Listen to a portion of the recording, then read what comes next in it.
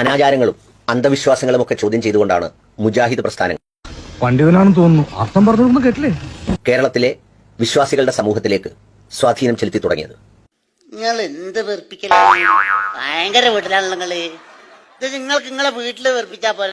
കലാപരിപാടികൾ തുടങ്ങാൻ ആരംഭിക്കാൻ ഇത് അവതരിപ്പിക്കുമ്പോൾ ഒരു പ്രത്യേകത കൂടിയുണ്ട് കേട്ടോ. ഈ ക്യാമറയുടെ പുറകിലിരിക്കുന്ന നമ്മുടെ സുഹൃത്തുക്കൾ കൂടി ഇത് കേട്ട് ചിലപ്പോൾ ചിരിക്കാറുണ്ട്. ചിലരുടെയൊക്കെ പ്രസംഗങ്ങൾ കാണുമ്പോൾ, അവരുടെയൊക്കെ ഈ രൂപഭാവങ്ങൾ കാണുമ്പോൾ സത്യം പറഞ്ഞാൽ വലിയൊരു കോമഡിയാണ്. എനിക്ക് 10 മിനിറ്റ് കൂടി തരാൻ നിങ്ങൾക്ക് ധൈര്യമുണ്ടോ? എനിക്ക് 10 മിനിറ്റ് കൂടി തരാൻ നിങ്ങൾക്ക് ധൈര്യമുണ്ടോ? എനിക്ക് 10 മിനിറ്റ് കൂടി തരാൻ നിങ്ങൾക്ക് ധൈര്യമുണ്ടോ? 100 മിനിറ്റ് തരാൻ ധൈര്യം. ഇവരൊക്കെയാണ് പിരിമുറുക്കം സൃഷ്ടിക്കുന്ന സമൂഹങ്ങളിൽ സന്തോഷത്തിന്റെ ചിരിമാല പടർത്തുന്നവർ. ഇതാണ് ഖുറാഫി തന്ത്രം, ഇതാണ് ഖുറാഫി തന്ത്രം, ഇതാണ് ഖുബൂരിസം, ഇതാണ് ഖുറാഫി തന്ത്രം.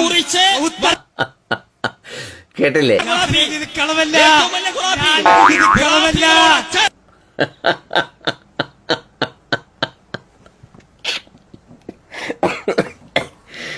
എന്താ ഈ നാടൻ ഭാഷയിൽ പറഞ്ഞാൽ എന്ത് ചേഴവും തരവും പറയും ഇതിനൊക്കെ.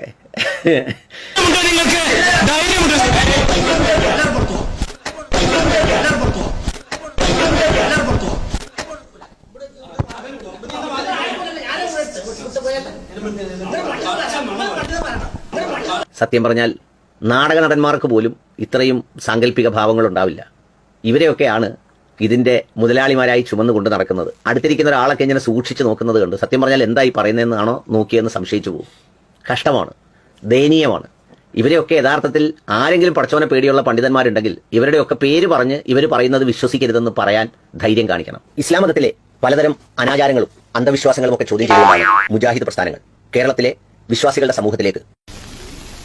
നിന്നെ ഇതിനൊന്നും കൊള്ളുകയില്ലെന്ന് നീ വീണ്ടും വീണ്ടും തെളിയിച്ചിരിക്കുകയാണ് എന്റെ വിജയ.